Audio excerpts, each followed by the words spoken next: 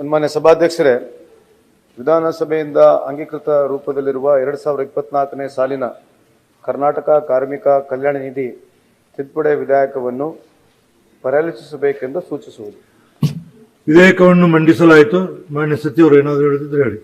ಸನ್ಮಾನ್ಯ ಸಭಾಧ್ಯಕ್ಷರೇ, ಇದು 5ನೇ ಬಾರಿ ಈ ಬಿಲ್ಲಿಗೆ ಅಮೆಂಡ್ಮೆಂಟ್ ತರತಕ್ಕಂಥದ್ದು.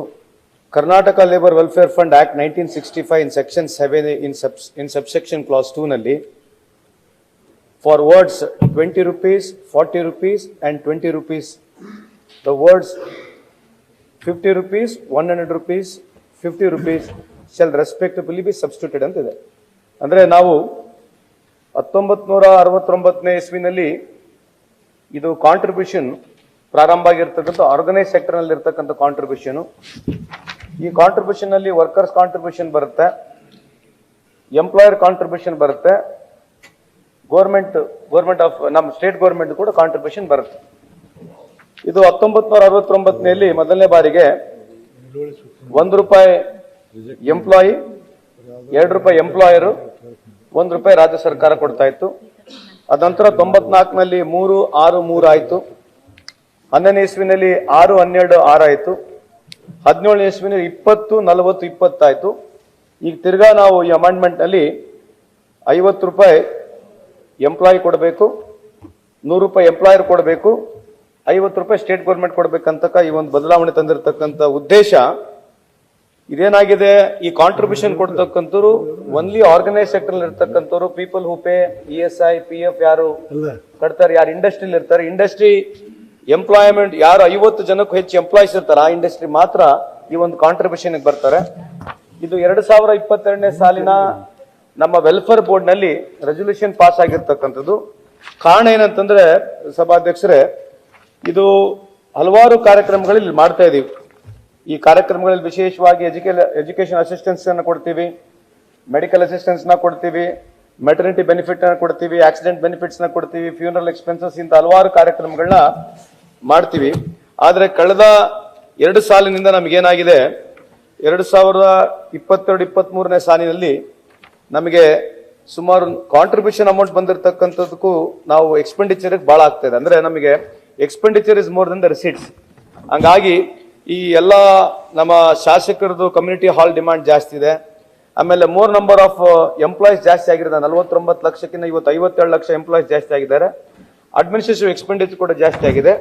ಹಂಗಾಗಿ ಈ ಸದನದಲ್ಲಿ ಮನವಿ ಮಾಡತಕ್ಕಂಥದ್ದು, ಇದು ಕೊಡೋದ್ರಿಂದ ನಮ್ಮ ಸರ್ಕಾರಕ್ಕೆ ಅನುಕೂಲ ಆಗುತ್ತೆ. ಆಮೇಲೆ ಇವರೇನು ಆರ್ಗನೈಸ್ ಸೆಕ್ಟರ್ ಏನ್ ಕೆಲಸ ಮಾಡ್ತಿದ್ದಾರೆ ಇವರಿಗೆ ಹೆಚ್ಚಿನ ಪ್ರಮಾಣದಲ್ಲಿ ನಾವು ಅವರಿಗೆ ಅನುಕೂಲ ಮಾಡ್ಲಿಕ್ಕೆ ಅನುಕೂಲ ಆಗುತ್ತೆ ಅನ್ನೋ ಉದ್ದೇಶದಿಂದ ಈ ಒಂದು ಬಿಲ್ ಅನ್ನು ತಂದಿದ್ದೀವಿ.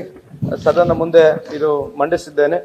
ತಮ್ಮೆಲ್ಲರ ಒಪ್ಪಿಗೆಯನ್ನು ಕೊಡಬೇಕಂತ ತಮ್ಮಲ್ಲಿ ಮನವಿಯನ್ನು ಮಾಡ್ಕೊಳ್ತೀವಿ. ತಿಪ್ಪೇಸ್ವಾಮಿ, ಕಟ್ಟಡ ಕಾರ್ಮಿಕರ ಕಲ್ಯಾಣ ಇದೆಯಲ್ಲ, ಅದಕ್ಕೂ ಇದಕ್ಕೂ ಏನು ಡಿಫರೆನ್ಸ್ ಇದೆಯಾ? ಅದೇ ಪ್ರತ್ಯೇಕವಾದಂತಹ ನಿಧಿ, ಇದೇ ಪ್ರತ್ಯೇಕವಾದಂತಹ ನಿಧಿ. ಬಟ್ ಇದನ್ನ ಗೌರ್ನ್ ಮಾಡ್ತಕ್ಕಂತಹ ಯಾವ ಕಮಿಟಿ ಇದೆ ಮತ್ತು ಅದಕ್ಕೆ ಯಾವ್ದು ಕಮಿಟಿ ಇದೆ ಬೇರೆ ದಯಮಾಡಿ ತಿಳಿಸಬೇಕು. ಶರವಣ್. ಸಭಾಪತಿಗಳೇ, ಕಾರ್ಮಿಕರ ಕಲ್ಯಾಣ ಕಾರ್ಯಕ್ರಮಗಳನ್ನು ಕೈಗೊಳ್ಳಲು ಅಗತ್ಯವಾದ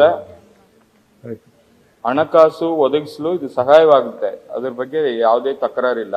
ಮತ್ತೆ ಇವತ್ತು ಏನಾಗ್ತಾ ಇದೆ, ಪ್ರತಿ ತಿಂಗಳು ಕಲ್ಯಾಣ ನಿಧಿಗೆ ಬರುವಂತ ಇದನ್ನು ನೋಡಿಕೊಳ್ಳೋದಕ್ಕೆ ಒಂದು ವಿಶೇಷ ಸೆಲ್ ಅನ್ನ ತಾವು ಸ್ಥಾಪನೆ ಮಾಡಿದ್ರೆ ಇನ್ನಷ್ಟು ಇದು ಬಲಿಷ್ಠವಾಗುತ್ತೆ ಅನ್ನೋದು ನನ್ನ ಉದ್ದೇಶ.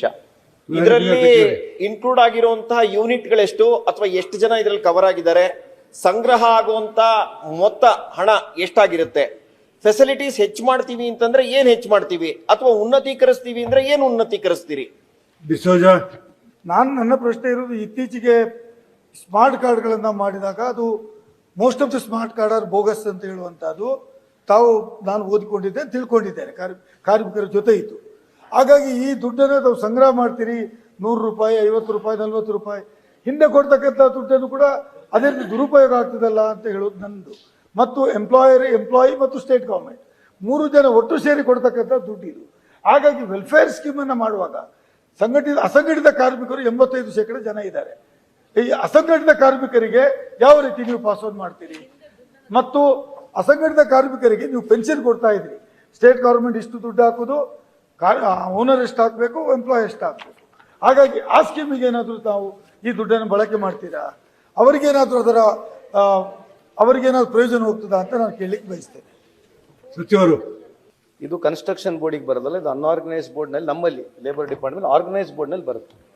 ಈ ಆರ್ಗನೈಸ್ ಬೋರ್ಡ್ನಲ್ಲಿ ಇದು ವಿಶೇಷವಾಗಿ ಸುಮಾರು 52 ಲಕ್ಷ ಜನ ಇಲ್ಲಿ ಮೆಂಬರ್ ಆಗಿರ್ತಾರೆ. ಇದು 50 ರೂಪೀಸ್ ಕೊಡ್ತಕ್ಕಂಥದ್ದು ಇಯರ್ಲಿ ಒನ್ಸ್, ಇದೇನು ತಿಂಗಳಿಗೆ ಒಂದ್ಸಲಿ ಕೊಡ್ತಕ್ಕಂಥದ್ದಲ್ಲ.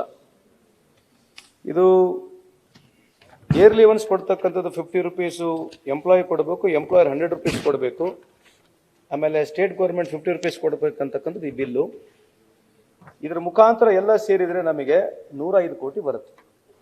This whole if everybody pays together, state government employ ಕೊಟ್ಟಿದ್ರೆ ನಮಗೆ 105 ಕೋಟಿ ವರ್ಷಕ್ಕೆ ಬರುತ್ತೆ.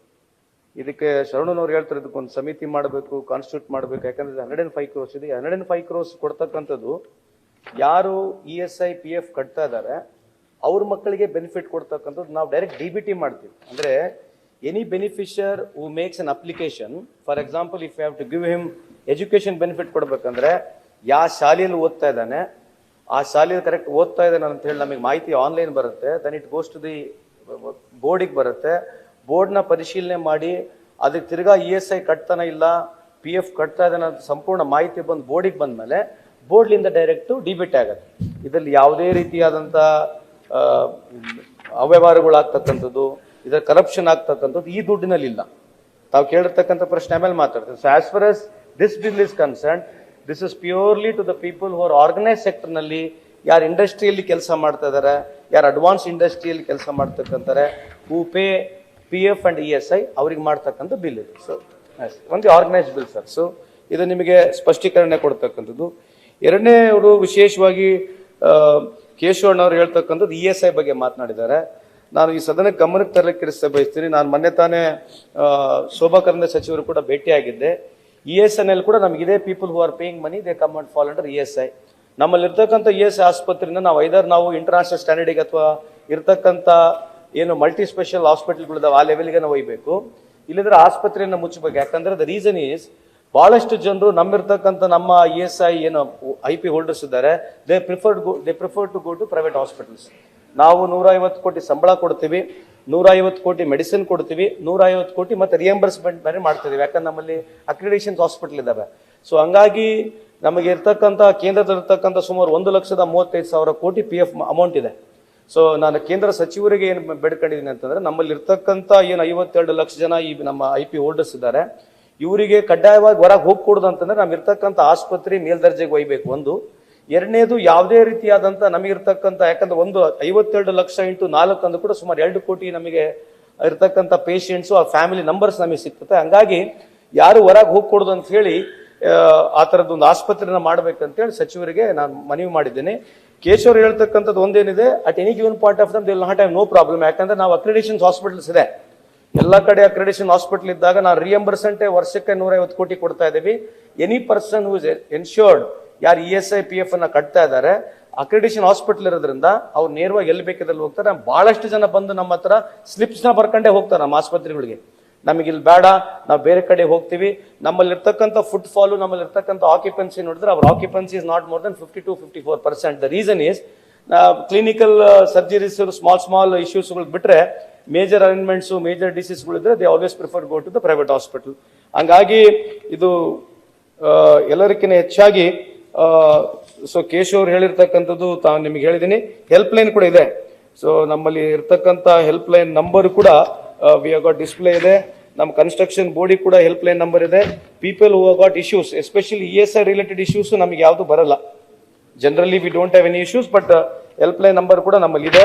ಸೊ ಹಂಗಾಗಿ lot of enquiries which ever we come online ಅವ್ರನ್ನ ಡಿಸ್ಪೋಸ್ ಮಾಡ್ತೀವಿ. ಆ ವೆಲ್ಫೇರ್ ನಮ್ಮ ಬೋರ್ಡ್ ಇದೆ. ಆ ವೆಲ್ಫೇರ್ ಬೋರ್ಡ್ನ ತಾವೇನು ಕೇಳಿದ್ರೆ ಇಟ್ ಇಸ್ ಕಾನ್ಸ್ಟಿಟ್ಯೂಟೆಡ್. ಆ ವೆಲ್ಫೇರ್ ಬೋರ್ಡ್ನಲ್ಲಿ ಸಂಬಂಧಪಟ್ಟಿರ್ತಕ್ಕಂಥ ಇಲಾಖೆಯವರು ಇರ್ತಾರೆ. ಆಮೇಲೆ ಕನ್ಸೆಂಟ್ ಬೇರೆ ಬೇರೆ ಈ ಆರ್ಗನೈಸ್ ಬೋರ್ಡ್ನಲ್ಲಿ ಇರ್ತಕ್ಕಂಥ ಅವ್ರ ಎಂಪ್ಲಾಯೀಸ್ನ ಕೂಡ ತಗೊಂಡು ನಾವು ಬೋರ್ಡ್ನ ಕಾನ್ಸ್ಟಿಟ್ಯೂಟ್ ಮಾಡಿ ಅವರಿಗೆ ನಾವು ಈ ಥರದ್ದು ಸ್ಕೀಮ್ಗಳನ್ನ ಮಾಡ್ತಾ ಇದ್ದೀವಿ. ಅದ್ರ ಜೊತೆಗೆ ಶ್ರವಣವರು ತಾವು ಕೇಳ್ತಕ್ಕಂಥದ್ದು ಭ್ರಷ್ಟಾಚಾರ, ಕರಪ್ಷನ್ ಚಾರ್ಜಸ್ ಬಗ್ಗೆ ತಾವು ಮಾತನಾಡಿದಿರಿ. ಯಾವುದು ಸ್ಪೆಸಿಫಿಕ್ ಆಗಿ, ಯಾಕಂದ್ರೆ ಕೆಲವು ಸಂದರ್ಭದಲ್ಲಿ ನೀವು ಮಿನಿಸ್ಟರ್ ಆದಾಗ ನಾಳೆ ಯಾರೋ ಬಂದು ಮೈಕ್ ಹಿಡಿದು ಕೇಳ್ತಾರೆ ನಿಮಗೆ ಏನಾಗಿದೆ ಅಂತ ಹೇಳಿ. ಬರೀ ನಮ್ದಷ್ಟೇ ಸಬ್ಜೆಕ್ಟ್ ಬಗ್ಗೆ ಕೇಳಲ್ಲ, ರವಿಯವರಿಗೆ ಕೂಡ ಅನುಭವ ಇದೆ. ಇರ್ತಕ್ಕಂಥ ಕರ್ನಾಟಕ ರಾಜ್ಯದಲ್ಲಿ ಯಾವುದೇ ಒಂದು ಆದಾಗ ಸಡನ್ ಆಗಿ ಬಂದು ಕೇಳಿರ್ತಾರೆ. ನನ್ನ ಇಲಾಖೆ ಬಂದಾಗ ನಾನು ಸಮರ್ಪಕವಾಗಿ ಉತ್ತರ ಕೊಡ್ತೀನಿ. ನೀವು ಬೇಕಾದ್ರೆ ತೆಗೆದು ನೋಡ್ರಿ, ನನ್ನ ಇಲಾಖೆಯಲ್ಲಿ ಸಮರ್ಪಕವಾಗಿ 99% I am very aware. You can ask me any questions about my department, whether it's organized board or unorganized board, construction board, any labor policies, anything you can ask me, from gratuity to PF to anything you ask, I'm ready to answer.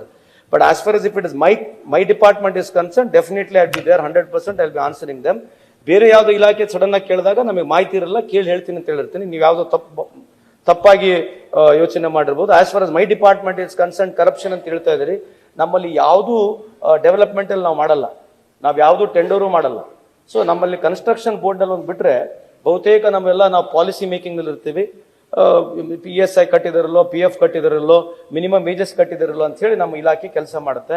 ಹಂಗಾಗಿ labour department ಅವರೆಲ್ಲ ಹೋಗಿ ಯಾವುದೋ ರೀತಿಯಾದಂಥ ಏನು ನೀವು ಹೇಳಿರ್ತಕ್ಕಂಥ ಆ ಥರದ್ದು ಏನೋ ಸ್ಪೆಸಿಫಿಕ್ ಇದ್ರೆ ನನಗೆ ಕೊಡಿ, ನಾನು ಅದನ್ನ ಬೇಕಾದ್ರೆ ನಾನು ನಿಮಗೆ ಸಂಪೂರ್ಣ ಉತ್ತರ ಕೊಡ್ತೀನಿ. ಯಾಕಂದ್ರೆ ನೀವು ಜನರಲ್ ಆಗಿ ಹೇಳಿದಕ್ಕೆ ನಾನು ನಿಮ್ಗೆ ಉತ್ತರ ಕೊಡ್ತಿರೋದು. Anything specific you got, you tell me, I am able to answer it. So because you made a allegation in the assembly saying that ಬಹಳ ದೊಡ್ಡ ಭ್ರಷ್ಟಾಚಾರ ಅಂತ ಹೇಳಿದ್ರಿ, ಅದನ್ನ ಸ್ಪೆಸಿಫಿಕ್ ಆಗಿದ್ರೆ I am ready to answer right now.